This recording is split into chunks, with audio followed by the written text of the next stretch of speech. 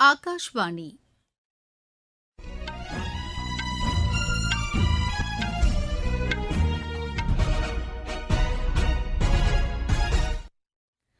செய்திகள் வாசிப்பவர் மிருதுளா. தலைப்புச் செய்திகள்: வளர்ச்சியடைந்த இந்தியாவிற்கான இலக்குகளை எட்டும் வகையில் இளைஞர்கள் வழிநடத்தப்பட வேண்டியது அவசியம் என்று மத்திய அமைச்சர் திரு மன்சுக் மாண்டவியா தெரிவித்துள்ளார்.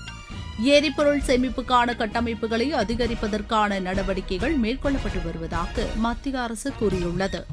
மியான்மர் அதிபர் திரு ஓ மின் ஆங்லைன் 5 நாள் அரசுமுறை பயணமாக இன்று இந்தியா வருகிறார். நாட்டின் வடமேற்கு பகுதிகளில் பெரும்பாலான இடங்களில் வெப்ப அலை வீசக்கூடும் என்று வானிலை ஆய்வு மையம் தெரிவித்துள்ளது.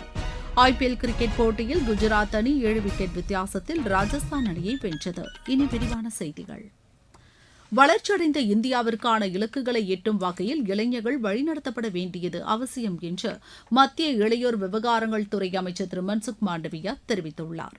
மேகாலயா தலைநகர் ஷில்லாங்கில் உள்ள இந்திய மேலாண்மை கல்வி நிறுவனத்தில் நடைபெற்ற 2 நாள் கருத்தரங்கின் தொடக்க அமர்வில் பேசிய அவர் இதனை தெரிவித்தார். இளைஞர்கள் நாட்டின் வளர்ச்சி நடவடிக்கைகளில் பங்கேற்க செய்யும் நோக்கில் இத்தகைய நிகழ்ச்சிகள் நடத்தப்பட்டு வருவதாக அவர் கூறினார். கொள்கைகள் வகுப்பது, தலைமைத்துவ பண்பை மேம்படுத்திக் கொள்வது போன்ற நிகழ்ச்சிகள் மை பாரத் இணையதளம் வாயிலாக நடத்துவதற்கு ஏற்பாடு செய்யப்பட்டுள்ளதாக அவர் தெரிவித்தார். அரசு அதிகாரிகள் மற்றும் கள அதிகாரிகளுக்கும் இடையே சிறந்த ஒத்துழைப்பு இருக்க வேண்டியதன் அவசியத்தை மத்திய இளைஞர் விவகாரங்கள் துறை இணையமைச்சர் திருமதி ரக்ஷா கட்சே வலியுறுத்தியுள்ளார். இந்த நிகழ்ச்சியில் உரையாற்றிய அவர், இளையோர் சங்கங்கள் மற்றும் விளையாட்டுகளை ஊக்குவிப்பதன் வாயிலாக வடகிழக்கு மாநிலங்களில் உள்ள இளைஞர்களால் தவறான பாதையில் செல்லாமல் தடுக்க முடியும் என்று அவர் கூறினார். இதுபோன்ற நிகழ்ச்சிகள் சவால்களை கண்டறிந்து இளைஞர்களை சிறந்த முறையில் வழிநடத்த உதவிடும் என்று அமைச்சர் தெரிவித்தார். மேற்காசியாவில் நிலவும் சூழலை கருத்தில் கொண்டு 30 நாட்களுக்கு தேவையான எரிபொருள் கையிருப்பை எண்ணெய் நிறுவனங்கள் உறுதி செய்ய வேண்டும் என்று மத்திய அரசு கேட்டுக் கொண்டுள்ளது. புதுதில்லியில் செய்தியாளர்களிடம் பேசிய பெட்ரோலியத்துறை இணை செயலர் திருமதி சுஜாதா சர்மா, எரிபொருள் சேமிப்புக்கான கட்டமைப்புகளை அதிகரிப்பதற்கான நடவடிக்கைகள் மேற்கொள்ளப்பட்டு வருவதாக கூறினார். எரிபொருள் விநியோகம் சீராக நடைபெறுவதை உறுதி செய்யும் வகையில் பெட்ரோலிய பொருட்கள் போதிய அளவில் கையிருப்பில் உள்ளதாக அவர் கூறினார். நாள்தோறும் 92,000 மெட்ரிக் டன் சமையல் எரிவாயு உற்பத்தி செய்யப்படுவதாக அவர் தெரிவித்தார். பெட்ரோல் நிரப்பும் மையங்கள் முழுமையாக செயல்பட்டு வருவதாகவும் அவர் கூறினார். நிலைமையை மத்திய அரசு தொடர்ந்து கண்காணித்து வருவதாகவும் திருமதி சுஜாதா சர்மா தெரிவித்தார். மியான்மர் அதிபர் திரு ஓ மின் ஆங்லைன் 5 நாள் அரசுமுறை பயணமாக இன்று இந்தியா வருகிறார்.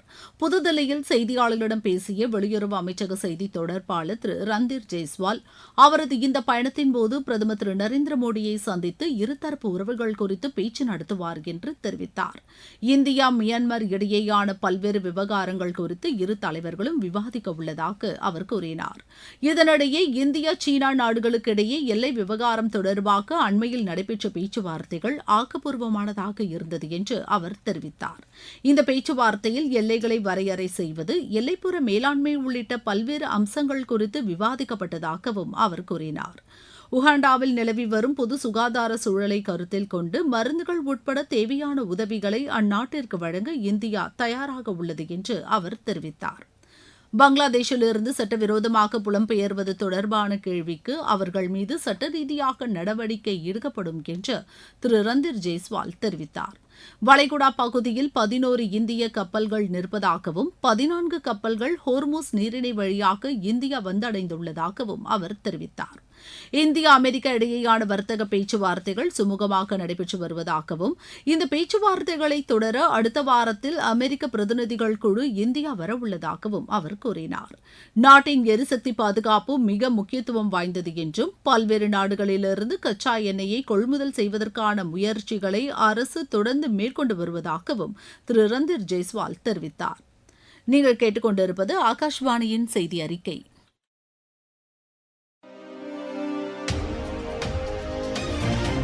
ஊரக வளர்ச்சிக்கான புதிய அத்தியாயம். வளர்ச்சியடைந்த இந்தியாவிற்கான ஊரக வேலைவாய்ப்பு உறுதி மற்றும் வாழ்வாதார சட்டம் ஜூலை மாதம் 1ஆம் தேதி முதல் செயல்பாட்டுக்கு வருகிறது. இந்த சட்டம் வருடத்திற்கு 125 நாட்கள் வேலையை உறுதி செய்கிறது.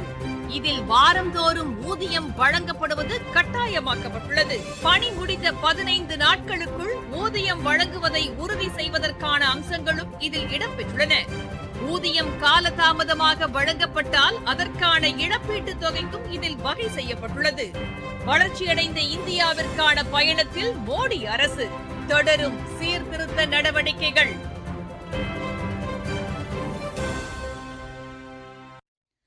கோவா மாநிலம் உதய தினம் இன்று கொண்டாடப்படுகிறது. இதனையொட்டி தலைநகர் பனாஜியில் ஏற்பாடு செய்யப்பட்டுள்ள நிகழ்ச்சியில் குடியரசு துணைத் தலைவர் திரு சி பி ராதாகிருஷ்ணன் பங்கேற்கிறார். கோவா விடுதலை பெற்றதில் இருந்து இந்தியாவின் ஒரு மாநிலமாக உருவெடுத்தது வரையிலான பயணத்தை குறிக்கும் வகையில் பல்வேறு நிகழ்ச்சிகளுக்கு ஏற்பாடு செய்யப்பட்டுள்ளதாக எமது செய்தியாளர் தெரிவிக்கிறார். வங்கிகள் மற்றும் நிதி நிறுவனங்களில் கடந்த நிதியாண்டில் நிதி மோசடி தொடர்பாக 10,114 வழக்குகள் பதிவு செய்யப்பட்டுள்ளதாக ரிசர்வ் வங்கி தெரிவித்துள்ளது. ரிசர்வ் வங்கி வெளியிடும் வருடாந்திர அறிக்கையில் கடந்த 3 ஆண்டுகளில் நடைபெற்ற நிதி மோசடி தொடர்பான வழக்கு விவரங்கள் வெளியிடப்பட்டுள்ளன. கடந்த நிதியாண்டில் இதன் மதிப்பு 48,021 கோடி ரூபாயாக உள்ளது என்று அந்த அறிக்கை மேலும் கூறுகிறது. பொது மற்றும் தனியார் வங்கிகளில் நடைபெறும் நிதி மோசடிகளின் எண்ணிக்கை குறைந்துள்ள போதிலும் அண்மை ஆண்டுகளில் அதன் மதிப்பு அதிகரித்துள்ளதாக தெரிவிக்கப்பட்டுள்ளது.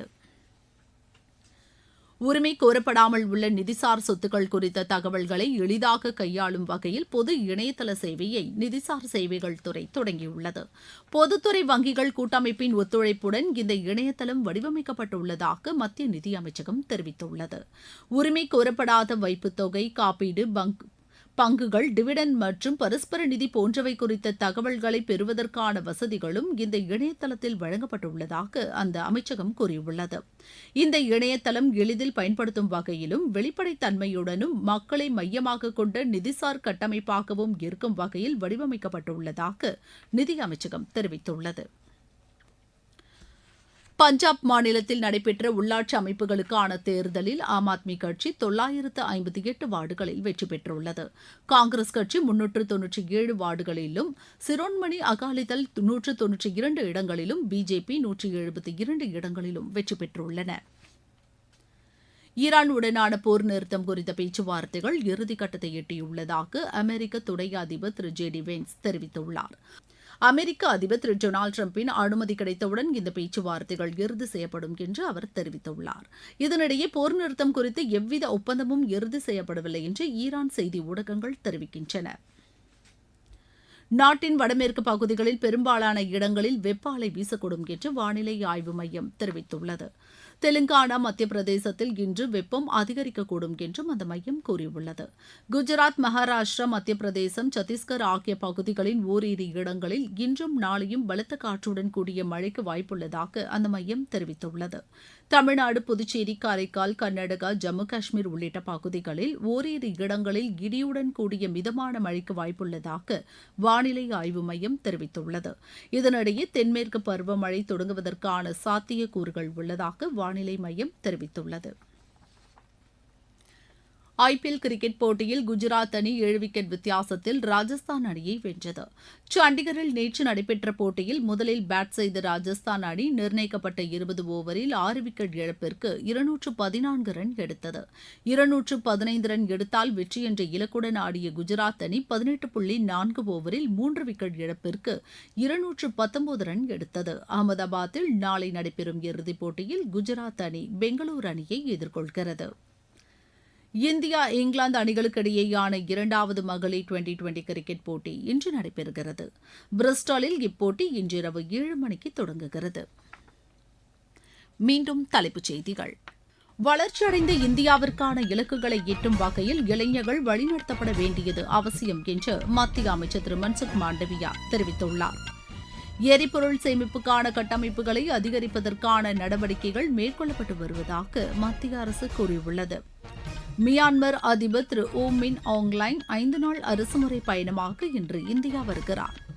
நாட்டின் வடமேற்கு பகுதிகளில் பெரும்பாலான இடங்களில் வெப்ப அலை வீசக்கூடும் என்று வானிலை ஆய்வு மையம் தெரிவித்துள்ளது. ஐபிஎல் கிரிக்கெட் போட்டியில் குஜராத் அணி 7 விக்கெட் வித்தியாசத்தில் ராஜஸ்தான் அணியை வென்றது. எமது செய்திகளை சமூக வலைதள பக்கங்களில் ஏஐஆர் நியூஸ் சென்னை என்ற முகவரியிலும் RNU சென்னை என்ற யூடியூப் சேனலிலும் உடனுக்குடன் அறிந்து கொள்ளலாம். இத்துடன் இந்த செய்தி அறிக்கை நிறைவடைகிறது.